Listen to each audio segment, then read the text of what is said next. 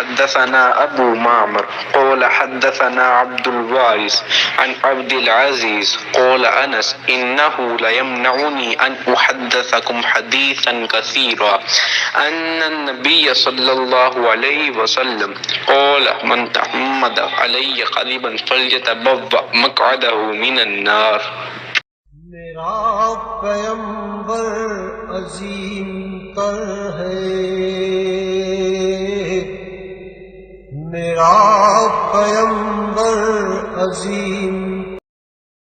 مجھے بہت سی حدیثیں بیان کرنے سے یہ بات روکتی ہیں کہ نبی صلی اللہ علیہ وآلہ وسلم نے فرمایا کہ جو شخص مجھ پر جان بوجھ کر جھوٹ باندھے تو وہ اپنا ٹھکانہ جہنم میں بنا لے۔ صحیح بخاری حدیث 108۔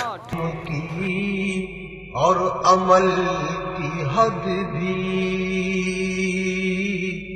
ازل بھی اس کا ہے اور ابد بھی۔